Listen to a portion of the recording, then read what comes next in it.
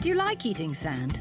What about talc or titanium dioxide? The fact is, 99% of all vitamins on the market contain unnecessary and potentially toxic additives. That's why we've created Pure Vitamin Club. Our daily multicap is a carefully balanced formulation of the 13 essential vitamins plus 11 key minerals with no added ingredients of any kind. Just the nutrients your body needs to function at its best. But no vitamin will do you any good unless you actually take it. So we've made that easy for you. Pure Vitamin Club will deliver your vitamins to your door for pennies a day at purevitaminclub.com. purevitaminclub.com.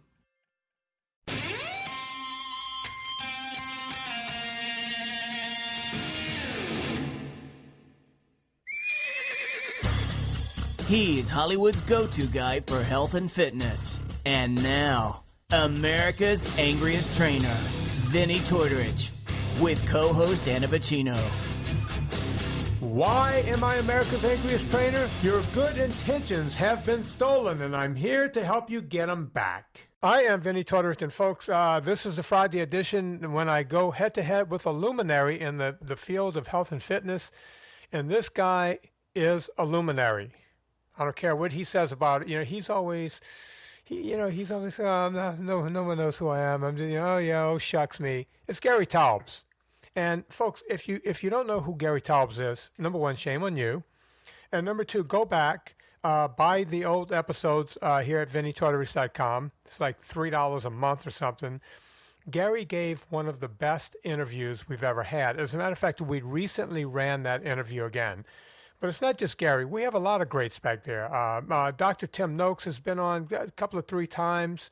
We've had Peter Attia, who does the Nusi Institute with Gary. We could go on and on. The number of doctors, Perlmutter, and all. I could sit here for an hour and just reel off the doctors that have been on this show. Gary's not a doctor, but he is a health and science reporter. And he's also a very controversial guy. I don't want to keep him waiting any longer. Gary, are you there? I'm here, Vinny. How are you? Good, buddy. How are you? I'm okay. So I think you and I are both in book writing hell right now. How close are you to finishing your next book? Well, with a little luck, maybe in the next couple months I'll get a draft done, and that would only be 3 years past the deadline. So. Oh, wow. Look at you. Look at you, only 3 years. Now, Gary, I'm going to show you something here. No one else has seen this. You see all of this paper here? Can you see this up here? Yeah, that's impressive. That's my next book. I'm done with it now. All I'm doing is I'm doing my own self-edit because that's what I do. And then I'll pass it off to the real editors, and they can tell me, that I suck as a human being and re-edit it. But yeah, 310 pages. I probably, Dean Laurie and I are going to sit down. He hasn't put his hands on it yet, but we're going to sit down and write 3 chapters together. So we'll probably, we're over 75,000. I'm over 75,000 words already. So we're going to be somewhere in an 85,000 word book, which is more than I wanted to do, to be honest with you. Yeah, it's funny. There's an old saying about writing. Somebody said, I would have made it shorter, but I didn't have the time. and that's how it is with my books as well. So, yeah, I'm shooting for short. I want it to be readable and pithy. We'll see if I can make it. Well, on my last book, Fitness Confidential, which ended up, doing gangbusters, we started off at 100,000 words and chopped it down to 65. Because I wanted it to be a fast read, and it was a fast read, and now I'm writing the book that everyone wanted me to write. So.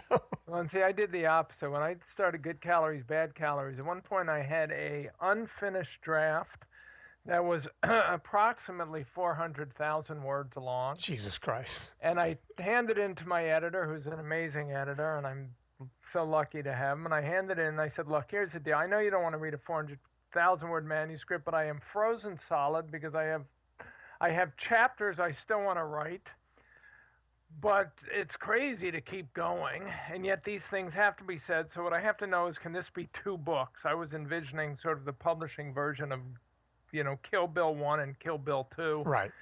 And my editor, bless his heart, read the whole thing and said, no, it's got to be one book. And then we immediately just started cutting and cutting and cutting. So I still never quite accomplished the fast read with good calories, bad calories, but we did end up with a single book that was under 200,000 words. Well, we have both Good Calorie, Bad Calorie, and Why We Get Fat and What to Do About It on my website, so that people can click through and go to Google, go to Amazon and buy it. I tell people all the time, Good Calorie, Bad Calorie is there. But if you want to get to the meat of it, just go read Why We Get Fat and What to Do About It. And you can have the Reader's Digest version of the other book, which I loved more, but I have the weird scientific brain that wants to read that stuff. I like to think of it as the airplane reading version. So yeah, it was written, if you get on a plane in the West Coast, you ought to be able to finish it by the time you pass Cleveland or land in Atlanta. That was kind of the goal. So I can't do that, Gary. I have back when I was in high school, I told my mom, I said, I need to go get tested for reading. Both my parents were school teachers. My mom was a librarian, and she said, why? I said, I just have to get tested. She goes, well, why do you think that? And I said, well, the teacher, everyone, she'll tell us to read a couple of pages for discussion. Everyone else is done before me. So my mom sends me to Baton Rouge, and I get all of this battery of tests done by some reading expert. And when I was done, they called my parents and said, we need to get him back in here again because somehow we screwed up. So on their dime, I went back in, I took this battery of tests again, and they called me and my parents in, and they said, we wanted to retest him because we've never seen this. We've heard about this, but we've never seen it. And my parents were like, we were all worried that I was some kind of idiot. Not idiot savant, just plain old idiot.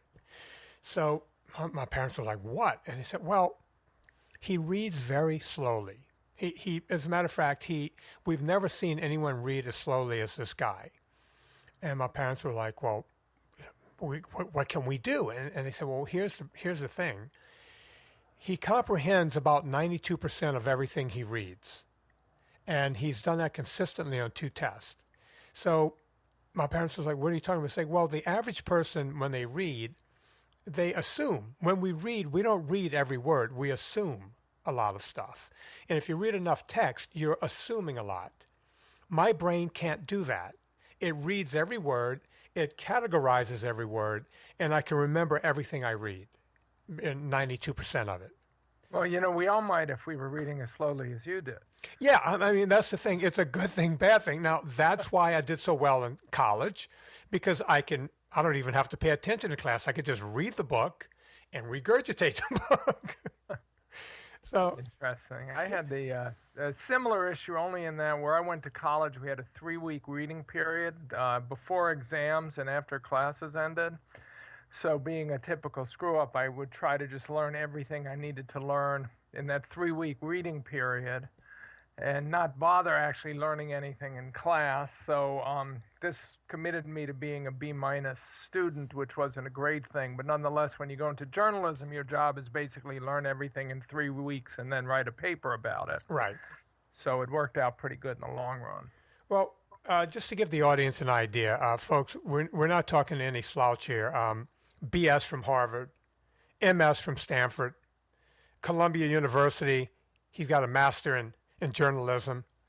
So, Gary, I mean, it sounds like a joke. The schools you went to sounds like a friggin' joke. How did you pull that off? It was easier to get into those schools back when I was young.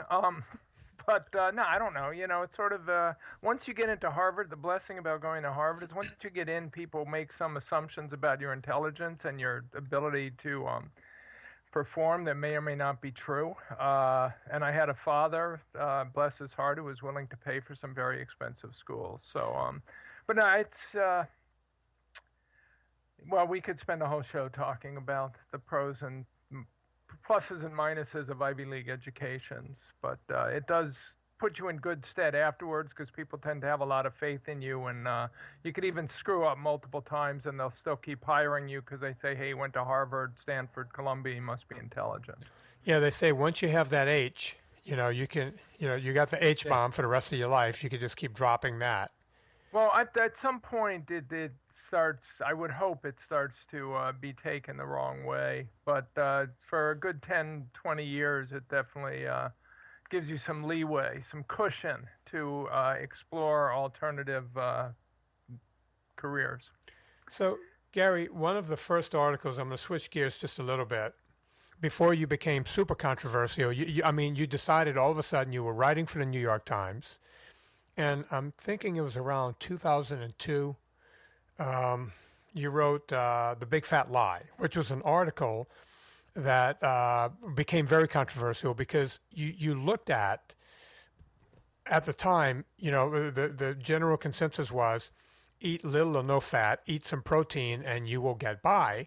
Yet we were getting fatter and fatter as a nation. I'm guessing you were looking at this and you did some research, and your research showed that it is exactly the opposite. Now, I'm paraphrasing for something I read years and years ago. Can we talk about that a little bit?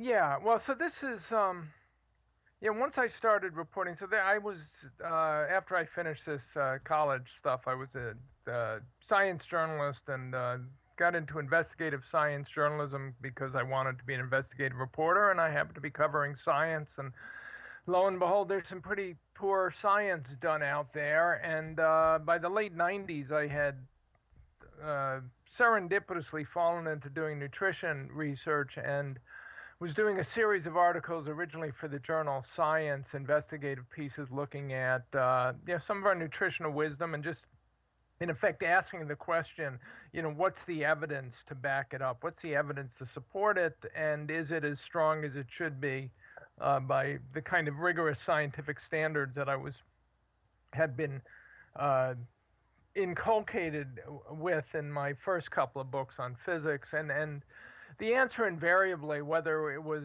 does salt cause hypertension or does dietary fat or saturated fat cause heart disease, was that the evidence to support it was pretty thin. They had a great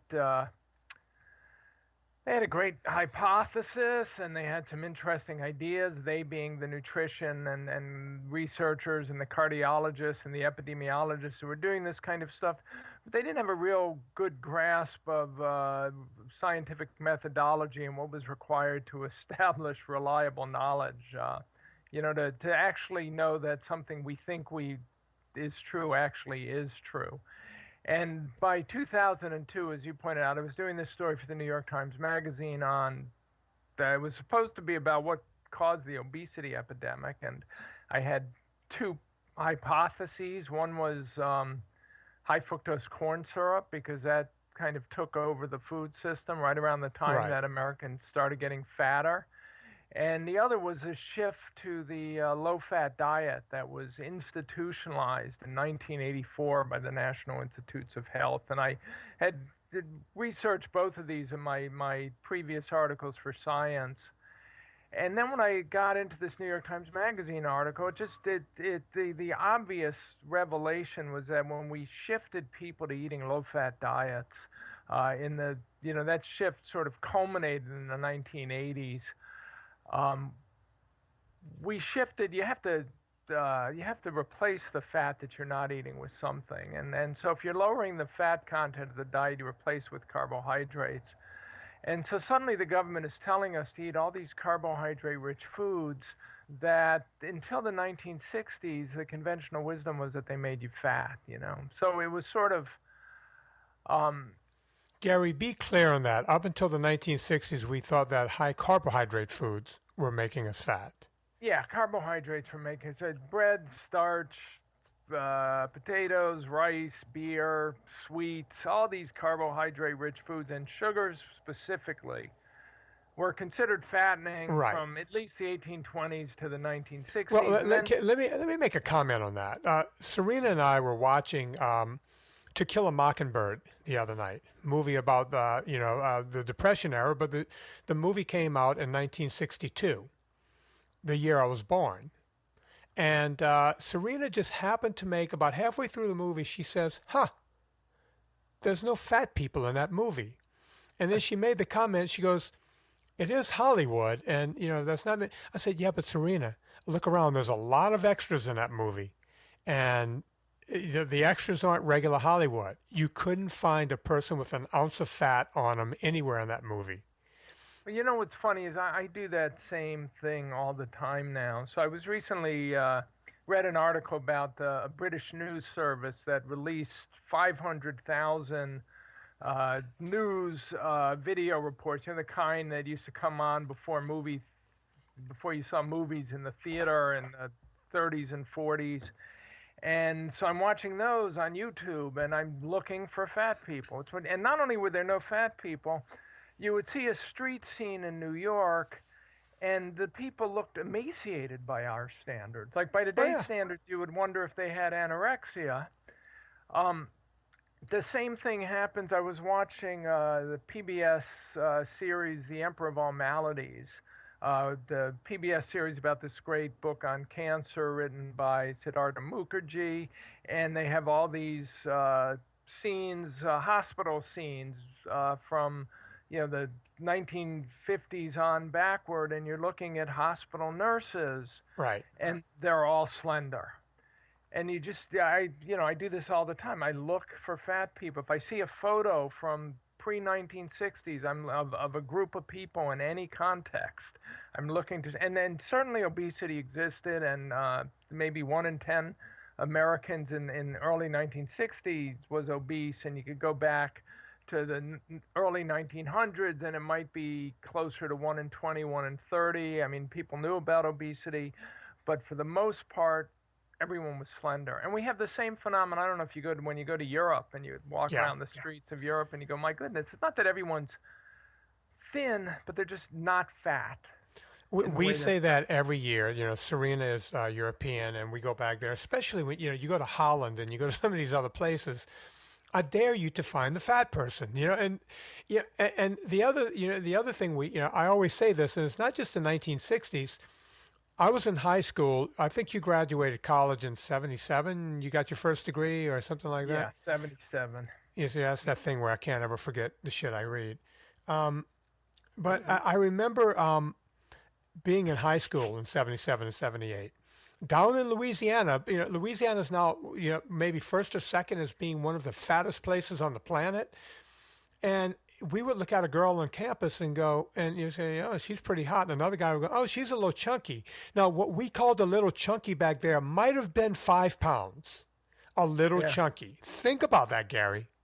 It's crazy, right? Well, this is when I was in junior high school in suburban Maryland. It was 8th grade. I hated wrestling in junior high school, but I weighed about, let's just put it this way. There were 4 heavyweights in my junior high school class. Okay. And there were 2 of us who were just big kids. One of them was much better than I was. And then there were 2 who were obese, who weighed my memory is they weighed 220, 230 in 8th grade. But those were the only 2 obese kids in our 8th grade class. And I know they were there because I had to wrestle them. Yeah. And that was it. So there were maybe 4 kids who went from big to overweight. And you could see, again, it's funny, you go back to high school football teams. When I grew up playing football in the late 70s, I weighed, the late 60s. My senior year, I could bulk up to 195, and I was one of the 3 or 4 biggest kids on my team. And today, that same high school probably has 3 or 4 kids over 260. It's crazy. I'll throw out 2 names. Both of them were my best friends in school, J.D. Shartina and Phil Big Daddy Callahan. The only 2 fat people in a class of 100 in Southern Louisiana. 2. J.D. Shartina, Phil Callahan. I'm still good friends with both. But I want to make a note about 1962 because the same year that movie came out is around the time that Ansel Keys started his reign on this nation to then turn us into fatzos. Wouldn't you agree? Wasn't it right around that time when he first started doing late 50s, yeah. Early 1960 was when he kind of shifted the American Heart Association to this idea that fat caused heart disease, and so they started pushing this message, we should eat low-fat diets. So what happened, Gary, in the early 1980s, right around the time SnackWells started coming out? What happened then? What caused everything to shift that much? Well, again, there was we bought into this idea that first really promoted by Keyes that dietary fat caused heart disease, specifically saturated fat through LDL cholesterol, and then so the government, well, the research community was trying to test this hypothesis, and they kept failing to support it in their tests. But simultaneously, the American Heart Association just kept pushing harder and harder, in part promoted by Keyes and another researcher from Chicago named Jeremiah Stamler. And if you're telling people to eat less fat, like I said, you have to replace it with something. So the message wasn't just eat less fat, it was eat more carbohydrate. So carbohydrate-rich foods became heart healthy. That was a phrase we all used. And the iconic example was a baked potato. So Right. in the 1960s, my mother's generation, they thought a baked potato was fattening, and by the 1980s, we thought a baked potato was a heart-healthy diet food, and it was the butter and sour cream that you put on it that was fattening. So you just have the baked potato and don't eat the butter and sour cream, and the idea is you shouldn't get fat. Now, simultaneously, two other things happened. Remember, I told you high fructose corn syrup, Right. which is another form of sugar for all intents and purposes, came in the late 70s, 1977. By 84, it's replaced sugar and Coke and Pepsi, Right. and then it kind of takes over the world. We didn't really know high fructose corn syrup was sugar. People just didn't realize that it was. The Corn Refiners Association went out of the way to try and communicate the idea that it wasn't, that it was some kind of healthy, natural fruit sweetener.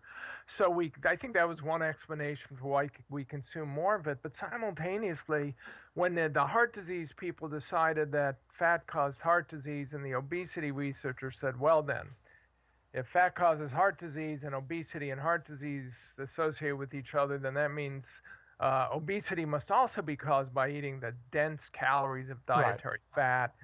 So again, carbohydrates become a diet food, and sugar suddenly gets a free pass. So as we mentioned, I'm writing maybe we didn't. The book that's 3 years overdue is on sugar. And what's fascinating is even the American Heart Association starts telling us that instead of eating saturated fat-filled snacks, and I guess they're somehow considering, like potato chips, we should have sugar candies as snacks instead, and soda consumption is exploding. It's just all these things that we naturally suspected of being bad for us because they were rich in sugar. Right. We didn't know they were rich in sugar because they said they had high fructose corn syrup, and not very many people understood that was another kind of sugar. And B, it had this gestalt of health now because there was also this idea that if a food didn't have fat in it, it couldn't make us fat. Right. Only fat can make you fat. Only fat can make you. We store fat so easily. It's so thermodynamically efficient, our storage of fat, that if a food doesn't have fat in it, we're not going to store it. Gary, I'm going to switch a little bit from that because speaking of that, and we could get into how insulin triggers fat storage of sugar and on and on. You very eloquently gave a nice little cartoon story in your second book about the subject, Why We Get Fat and What to Do About It, where you talked about, it's like taking a bed and the bed is unassembled and you put it into a bedroom. You want to talk about long chain triglycerides and give exactly. I love that story. It's one of my favorite little pieces. I wish everyone knew that story. Please take that story and give it to us. Okay, so here's first of all, there's a couple of things. So in Why We Get Fat, one of the first half of the book is dedicated in effect to kind of refuting this idea that we get fat merely because we take in more calories than we expend. Okay, so calories in, calories out. It's a thermodynamics issue. We hear it all the time. Anyone who argues otherwise is perceived as kind of quackish. And the point I make, and over the years I've tried to think, how can I simplify? Imagine if we were talking about wealth generation, and you said, why is Bill Gates so rich? And I said, well, because he makes more money than he spends, Vinny. And then you say, well, how about Warren Buffett? And I'd say, well, he also makes more money than he spends. And you'd kind of laugh me out of the studio. If you hired a money manager to make you rich and you said, well, what should we invest in? And the guy said, well, whatever allows you to make more money than you spend is what I suggest we invest in. And you fire that guy. It's obviously Yeah, if somebody's rich, they made more money than they spend. That goes without saying. But I mean, I make more money than I spend, and I'm not rich. So it doesn't Same really here. tell you anything. Yeah. In fact, anyone who's not in debt has made more money than they spent. Right. And so we would never think of wealth and poverty in terms of money balance. Climate change. The climate's getting warmer, it means the atmosphere's taking in more energy than it expends. Who cares? Right. We're not interested in it. I mean, that's a given. It's another way of saying that the atmosphere is getting warmer. What you want to know is why is it taking in more energy than it expends, and if humans have something to do with it. All these issues, and somehow in obesity, and I document how this happened in the 1950s and 60s. I'm still kind of stunned by it, but we bought into the idea that this is an explanation for obesity, and it's not. Right. When you say somebody takes in more calories than you expend, but it's just another way of saying they're getting fatter, and what we want to know is why they're getting fatter. And so then you get to part 2 of this book, which says let's actually look at what's getting fatter. Well, your fat cells are accumulating excess fat. And since the 1960s, beginning in the early 1960s, when the tools were finally available to study this, researchers actually figured out what regulates fat accumulation in the human body. And people don't like to hear this, or they say it's oversimplifying it, but primarily it's the hormone insulin. So you have a situation where if you actually take a biological perspective, if you elevate insulin levels, your body's going to store fat in the fat cells. The fat cells are going to take it up and hold on to it. And when insulin drops, you're going to release it. And this then gets in a little more detail into how the body actually stores fat. And what I find so fascinating about obesity research today is entire papers are written about obesity, entire books about this disorder of excess fat accumulation, and they will not discuss, as though it's irrelevant, the hormones and enzymes and other factors that actually regulate fat accumulation and fat cells. Imagine if we which by the way, should be the only thing they should be discussing. Which should certainly be the starting point. I mean, when you talk about cancer growth and the storage of energy that accumulates in a growing tumor, all you care about are all these factors that drive the tumor to grow. Right. Even though, the whole taking in more energy than expends, who cares? That's obvious. What are the hormones that are broken, the genes that are broken that determine this? So in fat, again, all this was worked out in the 1960s. So the fat comes to the fat cells, and triglycerides and the lipoproteins, the same lipoproteins that carry cholesterol, LDL. And then there's an enzyme that breaks it down. It's called lipoprotein lipase. A lipase is something that breaks down something else, basically. So LPL, as it's known, sits on the membrane and it reaches out into the circulation. You can think of it as taking the triglyceride and breaking it down into its component fatty acids.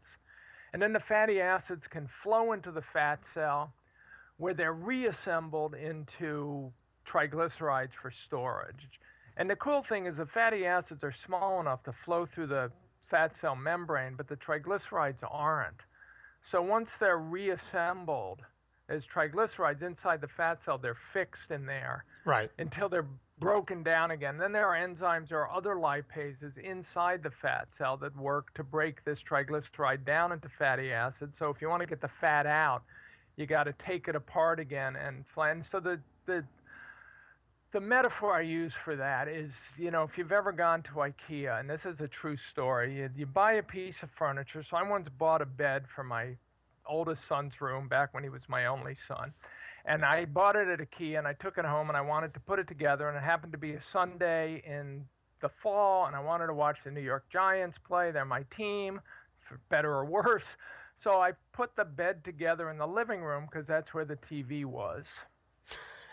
And lo and behold, the bed didn't fit into the door, into the bedroom. And folks, he went to Harvard, he went to Stanford, and Columbia. What can I say? So what do you got to do in these situations? You take the bed apart. You need to become lipase. Pieces. Yeah. The same way the body takes the triglycerides apart into fatty acids, you move the pieces into the room, and then you reassemble it. Yeah. And then if you want to get it out again, you got to either take it apart again, In our case, we just moved and left the bed for the new tenant. Yeah, just keep it. It's By IKEA. that It's time, I had yours. already done some serious damage to this bed. But that's the point. It's like you got to take it apart to get it into the room, which is the cell, and then you got to take it apart again to get it out. And this is all very carefully regulated by these hormones and enzymes. And these enzymes are, I mean, the enzymes are regulated by hormones. The primary hormone is insulin.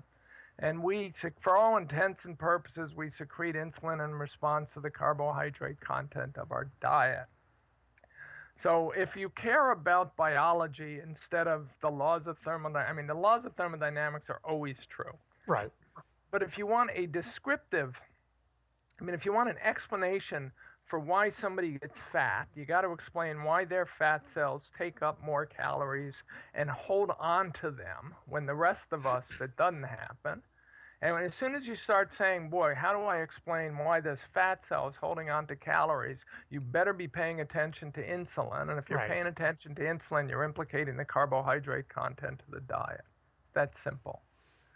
You know, it's funny because I have now, because of all of this, I have the opportunity to go speak, you know, and every time I'm introduced on stage, hey, he's written this book, he's got a podcast, he's yada, yada, and he's a fitness trainer. So the entire audience is waiting for a fitness trainer to walk up and tell people, hey, you need to exercise and you need to work out, or you're a loser if you don't work out, kind of that Jillian Michaels approach to life. And the first words out of my mouth is exercise is a horrible way to try to lose weight.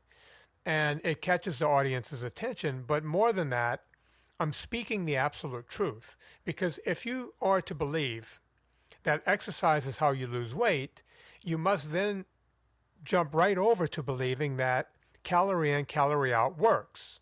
And in fact, it does not. You know, and people always say to me, how can you say, I know a guy who lost 50 pounds when he started running. And I said, yeah, for every guy who lost 50 pounds when they started running, I can show you a guy or two guys who gained 20 pounds when they started running, including Tim Noakes. Yeah, there's a lot of these, the anecdotal evidence. The other issue is when that guy just started running, when he spent his whole life being unhealthy.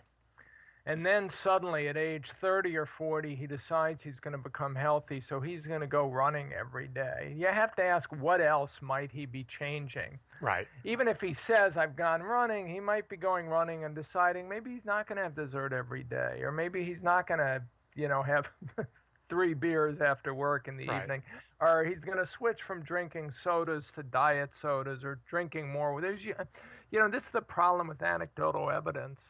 And it's everywhere. Again, in my sugar book, you could find back 1730, a doctor vindicating sugar against other charges that it was the cause of diabetes, because he said he had a grandfather who ate sugar and lived to be 80, and he eats sugar all the time, and he's healthier than anyone else he knows, therefore sugar's fine. Yeah. And by the same token, you see the same arguments with cigarettes. My Uncle Eddie smoked 2 packs a day and lived to be 102. Therefore, cigarettes don't cause lung cancer. Right. And I wish that was true, because there's a lot of Uncle Eddies out there, but it's not. I'm going to bring something up because I always get a kick out of these people, and then I'd like to move on to talk about Nusi and that kind of thing, because I think what you guys are doing there is great. Are you familiar with the Center for Science in the Public Eye? Or Public interest. Public interest, yeah. CSPI, that group. Right, yeah. They've come after you, right? I mean, by definition, they must have come after you at least once.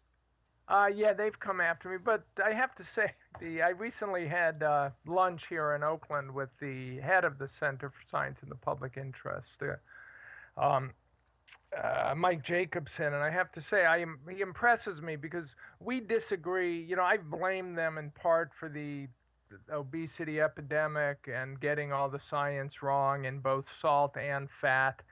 And so we're kind of mortal enemies on those areas, but we agree on sugar. And I appreciate Mike Jacobson's ability to compartmentalize when necessary. So we will be allies on sugar, while we're complete enemies when it comes to fat and salt. Well, I don't know if that's is the right word, but we are on the opposite sides of the controversy. It's interesting because if I remember right, that's the same group that decided to go after fast food restaurants to take tallow out of their fryers to make French fries and add in vegetable oil, which becomes trans fats. Yeah, Versus, that's the group. That's the one. so they've done more to cause heart disease than not cause heart disease. That's quite likely. That's definitely a possible scenario. I mean, this is, I have this problem with a lot of the researchers and anyone in the field who does what's called nutritional epidemiology, where they look at populations and see what healthy people in populations are eating, and then they have a tendency to assume that the people are healthy because they're eating those foods. So they see correlations and then they assume they imply causation. And they like to point out the few places they may have been right as proof that what they're doing is very valuable and they should continue doing this all the time. And my argument, I used to play a lot of poker in my youth in order to, before the whole world started playing online and everybody got really good. Right. If you read 2 books about poker, you could basically make a living doing it because that was 2 more than most of the people you were playing with. And bad poker players always had the same they had the same sort of fatal flaw, which is they designed their strategies based on the hands they won. Right. So they would play some ferocious hand like King 3 unsuited, and they would miraculously make a straight with the 3, and they would win money, and they would think, I should play King 3 every time. And they would never actually think about how much money they lost when they played King 3, and the inevitable happened, which is they didn't make a miracle hand. And so you'd have you have the medical community basically doing the same thing. People saying, hey, we were right about, X, therefore we should do this every time. And they never look to see how many how many people they've in effect killed by all the times they've been wrong with that same kind of thinking. It's so funny because I have a large vegan following, oddly enough, for a guy that eats high fat. That's odd, yes. It is, but we have a vegan following. But then there's a lot of vegans who think that I will go to hell because I promote eating animals and killing animals and whatnot. And my wife has said that about me as well, by the way. Is your wife a vegan? No. I mean, she's a mostly vegetarian. But every time I have lamb or veal, she sees the eternity I'm going to spend in like Dante's, 7th ring with my genitalia being nipped at by these, baby animals. And she could be right, so. It's a good thing I'm an atheist because that would bother me if I weren't. But, this vegan came after me yesterday online on Twitter. And I guess I had a tweet out there and he goes, well, how do you explain the Asian countries that basically live on rice and this and that and the whole thing. And they're not fat meat eaters like we are in the United States. And I simply tweeted back very nicely, it would be nice if more Americans actually ate meat. They're eating chips and dip and people are living on crappy diets. And he came back with, well, you should talk to Rich Roll about that. He called me an idiot and then he said I should speak to Rich Roll, which in fact, he was the ignorant one in the group because Rich Roll and I are close friends. He lives right down the street. We've been riding bikes for years. And I said, I wrote back and said, thank you. You just made me realize I haven't had lunch with Rich in several weeks. And we made a date right there online to do so. But it just gets to me that people will have these agendas about, well, what about the Asians? What about the China study? Which I'm not even sure what the China study is there how can you study a whole nation? In my eyes, that whole book was just fiction. It's, again, there's 2 different, there is a China study, which is the China study that was published by this Cornell group that Colin Campbell led and a group at Oxford and several Chinese institutions as well. That's, hundreds of pages, literally. It's about 800 pages of associations between various variables and of the diet and biomarkers and health and weight. And it starts with a introduction in which the researchers say anyone who sort of implies causality from any of this research is going far beyond what science could support. And then there's the book by Colin Campbell, The China Study, which implies causality from that research and does it in a pretty bizarre way that doesn't even actually support what the study says. The Southeast Asian situation is interesting because, I have this all the time. Basically, I'm arguing refined grains and sugars cause obesity and diabetes and metabolic syndrome. And so a natural thing to do is say, what about Southeast Asia, where they tend to eat refined grain diets, high refined grain, high carb diets, and at least until recently, they do not have metabolic syndrome and high levels of obesity and diabetes and fatty liver disease, etc. And that's an observation that has to be explained. What we do in science, or what scientists should do in science, is explain what they see. They explain their observations. So their observations are either in what they see in nature, like Southeast Asians eating carb-rich meals and not getting the diseases that I'm saying are caused by carb-rich meals, and you're saying are caused by them. Got to be explained. One possibility, as you put it, is they're not eating, the junk food, but then you have to define the junk food. To me, the simplest possible explanation is they're not eating sugar. So remember, it's refined grains and sugars cause obesity, diabetes. If you have a population that's eating refined grains but no sugars and they don't have these diseases, a viable hypothesis is it's the sugar that causes it, or that triggers the metabolic condition that then makes all the rest of these carbs bad. And that's the argument that I've been making for 3 or 4 years. And if you don't have this Southeast Asian observation, you may not make it. So you guys, Peter Attia, yourself, you guys started a little 501c called NUSI. What's going on with that? You guys, when you first did it, you came out, I heard a lot about it. Where's the research? What are you guys doing so far? Okay, well, NUSI stands for Nutrition Science Initiative, and the idea is to fund and facilitate the kind of research that can actually hold the promise of resolving these controversies that we're talking about. What is the fundamental cause of obesity and diabetes? What's a healthy diet? What should we be eating? What shouldn't we be eating? We believe this science is capable of answering those questions, and they answer those questions with rigorously well-controlled, randomized controlled trials. And we're funding 3 of them at the moment. Actually, we just started our 4th, a small study in a non-alcoholic fatty liver disease. It's kind of a pilot project. We're in the process of designing a follow-up to one of the principal study that we're doing, as the researchers are in the process of writing up a draft of the paper to discuss the results from the pilot version that is complete.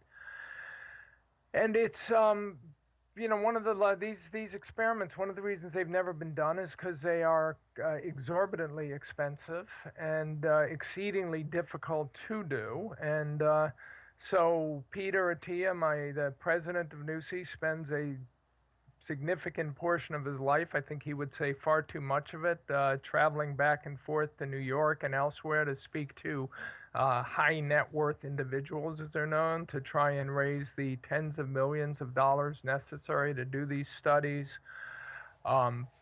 Once we raise the money, it's still a challenge to make sure that these studies are done to the highest possible standards. I think it's something that the nutrition, obesity research community is used to generating a lot of noise in their research and not really, asking they think they know what causes obesity. They think it's that eating too much thing. So they've never really thought in terms of how do we really establish if that's true, how do we rigorously test that hypothesis. So all of this is in the works. Once you get the experiment started, Like I said, we have our pilot program is done. The researchers from Columbia and NIH and the two other institutes, Pennington Biomedical Research Center in Baton Rouge, your old hometown, and Yeah. the Translational Research Institute in Orlando, Florida. Isn't that Dr. Bray down there? Do I have that Uh, right?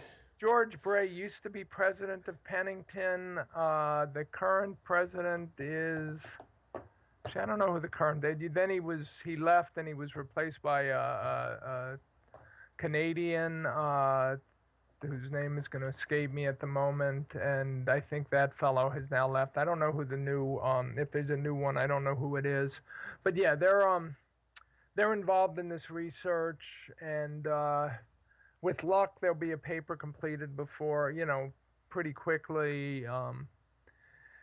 And yeah, but that was a pilot program. The follow-up to it, even if we were to get it started by next June, which may or may not be possible, we've raised most of the money for it. Would take probably 3 years to see data. The study we're funding at Stanford, which is a large free living trial, that'll probably be 2 years, I would think, before a paper is published, and probably 2 to 3 years for the trial we're funding at Boston Children's Hospital in Boston. So this is the problem, is once it's hard to raise the money to get the research going, and then once you do it, this stuff, you can't rush it. It takes time, often, like I said, years, just to gather the data, and then the interpretation, the writing takes time, the publication takes time. So that said, it's all tremendously exciting and challenging and fascinating, and I wouldn't want to be doing anything. Well, I wouldn't mind having won this battle, but assuming that's not an option at the moment, Right. this is fascinating, intellectually fascinating, and challenging place to be in, where we're trying to get the research community to shift their thinking entirely on the cause of the major chronic diseases that afflict us in this day and age and that are overwhelming our healthcare system. And the way we think it has to be done is by getting the scientists to understand these diseases correctly. And so we are partnering with those scientists to get the studies done that challenge their beliefs. Right. It's a way to see it. And I remember, Gary, back the first time I read, I knew because I had Peter on the show and I had you on the show. And I don't know if you wrote this or Peter. One of you two guys wrote this, but I remember reading somewhere around 2012, which means you guys have to be 2.5, 3 years into this. One of you guys wrote, and I specifically remember this. I want to attribute it to you and not him, that you guys actually went out to find scientists that were skeptical to what you guys were trying to do. Just to, because you guys didn't want to preach to the choir, or you didn't want the choir preaching back to you. Well, so here's the issue, and again, this is, I make this point over and over again in my book. My first book, particularly Good Calories, Bad Calories, is a 500-page argument that's saying here's the evidence to believe that obesity is not an energy balance disorder. It's a hormonal regulatory disorder, and it implicates the carbohydrate content of the diet, and we have copious other research supporting it. But the obesity research community and nutrition community don't believe that. They don't find the data compelling. And one of the reasons they don't find the data compelling is because it doesn't matter who does it. They tend not to pay attention to it. So if a study comes out that seems to fundamentally refute your belief system, it's a lot easier to just assume the study was done poorly, right, than it was to change your belief system. So these people, what you find is a nutrition community where there's a small group of researchers who study low-carb diets, and that group's getting bigger every year. They tend to study them from a clinical perspective because these diets seem to have fairly remarkable clinical properties in terms of, reversing or treating or preventing diabetes and obesity, et cetera. But the rest of the community, the influential thinkers, they don't pay attention to what these people do. So what Peter and I thought we have to do is we have to get these influential scientists to do the experiments themselves, they already believed what we believed, we wouldn't have to get them to do the experiments, right? And Right. we'd find somebody else to do it, and we'd get them to oversee it. But they don't believe what we believe. They think obesity is about eating too much. So those are the people we wanted. When I did my research for good calories, bad calories, I interviewed, I think, between my first articles at Science and the publication of Good Calories, Bad Calories, 600 or 700 researchers, administrators, everyone involved in the field who did any meaningful work and was still alive and coherent. There were people I wanted on that experiment because they were so thoughtful. And I knew they didn't agree with us, but I knew they were thoughtful. Right. They seemed to be good scientists, and they would follow the data wherever it led. And so our job, and we met with these people and we said, look, you believe this, but I think you would agree that it's never been really rigorously tested, and we believe this. And so rather than fight about it, let's get together, we'll design the experiments to test it, you have the expertise to do the experiments, we'll raise the money. And the goal is in 10 years, we've done the experiments and we have nothing to fight about. And again, that's what we're doing.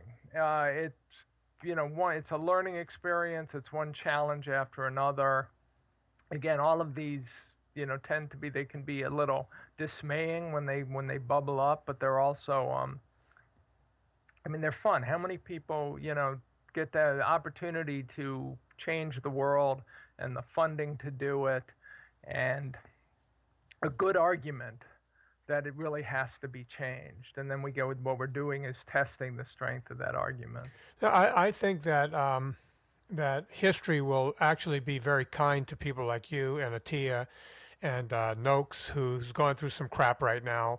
I really think that 20 years from now, we're going to look at it as, of course, this is the way you should eat, versus, what were the, right now, everyone's still a quack. But I'm trying to get us all out of that. That's why I do this show. It's you don't do this for the money, that's for sure.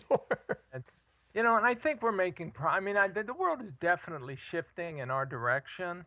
It's funny, even some of the latest controversies over saturated fat, things that I was getting pilloried for saying in the New York Times Magazine in 2002 about the evils of sugar and refined flour, are now fallback positions of even the most hardened sort of haters of saturated fat. They'll say, well, of course you shouldn't eat sugar and white flour. The question is saturated fat.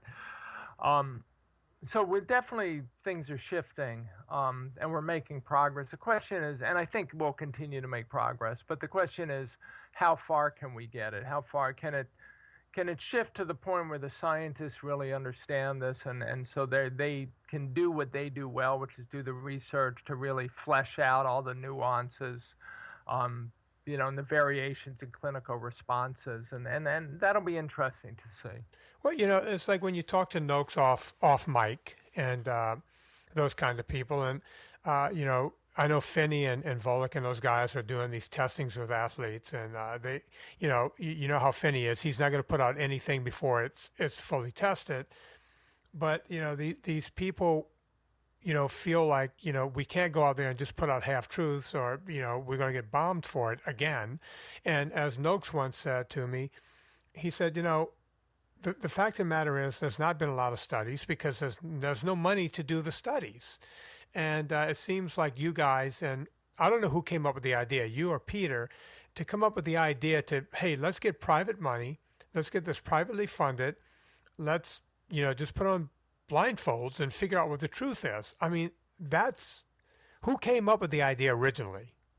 Well, actually, neither one of us. I had done a podcast with an economist at George Washington University, and a very wealthy individual sent me an email and said, you talked about the need to do these studies, let's talk about it. And so suddenly what we were thinking of doing in kind of nights and weekends with crowdsourcing on the internet became a full-time job. Right. And it was this John Arnold, who's has the foundation with his wife Laura in Texas, and who made it all possible by offering to support us. He bought into the arguments. He thought that they're important, what we're making, and he thought if we're right, it's certainly worth the money to test and find out, and they've been supporting us ever since. We've also gotten support from other organizations and other wealthy individuals who have been, again, bought into this argument that if the obesity and diabetes community really have misconceived the cause of those diseases, then that explains why we have obesity and diabetes epidemics and our complete failure for the past 50 years to treat these diseases. And with that, I think I have to ring off because I have to do a conference call with my colleagues at Newsay. Tell everybody there I said hi. Tell Peter I'd love to have him back on the show. Gary, I'll let you go. I'm going to close the show out. Just turn your Skype off. I have to pay the bills here before I go. Let's get on the phone or talk because it's always fun. Okay. Thank you, Vinny. And there he goes, Take folks. You too, buddy. There goes Gary Taubes. Love having the guy on the show. He will be coming back on the show with Anna and me whenever he has his new book about sugar out. I do have to pay the bills here. You guys know about Villa Capelli. You heard the great Gary Taubes saying that fat and oil is not the problem. And if you're going to take in the best fat in the world, take it in from olive oil and make sure your olive oil is 100% olive oil and make sure it comes from Villa Capelli. I had Chris Kosman here the other day. We did a one-on-one. This show might come out before that one. He actually had a shot of olive oil with me. He buys Villa Capelli also. Because of this show, he found it. And he didn't even know. He goes, I just buy the bottles because he likes the way. I said, yeah, come on, man. You got to get the 3-liter 10. It's a lot cheaper to get the 3-liter 10. He didn't even look deep enough into the website to figure that out. So, folks, if you want the best olive oil on the planet, go to vinnytortorich.com. Look down the right side of the page, on the home page, or on any page. We have the Villa Capelli, the VC, the Villa Capelli banner. Go there. When you get there, click on it, and when you check out, after you've purchased your herbs, your olive oil, everything you get, put in the promo code VINNIE, VINNIE, and you will get an additional 10% off on your entire order. You cannot beat that. And then when you get your olive oil, you may want to do some cooking. So in that case, go to glutenfreeanna.com. Anna Vocino has the website, glutenfreeanna.com. People say, I need recipes. How do I do this in SNG? Blah, blah, blah, blah, blah. Go to Anna Vocino, go to Gluten Free Anna. She's got recipes up. Sign up for her newsletter. And if you're signing up for newsletters, we have one at vinnytortorich.com. You could do that too. We always tell people, Amazon, look, I do a lot of shopping, and we buy dog food on Amazon. We buy everything on Amazon. It just shows up at the house. Go to vinnytortorich.com first, click through the Amazon banner, and then bookmark it. Use it every time, folks. It doesn't cost you anything. It puts a little coal on the fire, gets our train down the track. It allows me to sit here and do 4 podcasts a week. It helps pay for everything we do here. This is a big thing now, this show. It's not just me in my basement anymore. This show is a real thing. We have hundreds of thousands of people who listen. It's a lot of bandwidth. We put this show out for free. So please help us by going to vinnytortorich.com, clicking through the Amazon banner, and if you write to us and tell us what you purchased, you could be the Amazon winner. Anna and I pick one winner every week, and they win a T-shirt. Sometimes if they already have T-shirts, we will send them out Pure Vitamin Club vitamins and so on and so forth. Some people want the hats and you name it. So you could do that. There's iTunes. You could give us a nice 5-star review. And that's all I'm going to say about it. Folks, listen, Gary Taubes, this was his second interview. Before we started this interview, he already asked me if he could come back on a third time. Love that guy. He's great to talk to. He's very smart. On behalf of Gary Taubes, thank you, buddy, for coming on. My name is Vinny Tortorich. Put life into living and do it with enthusiasm. Check out more podcast episodes on iTunes. Follow Vinny and Anna on Twitter or contact us with your fitness questions at vinnytortorich.com.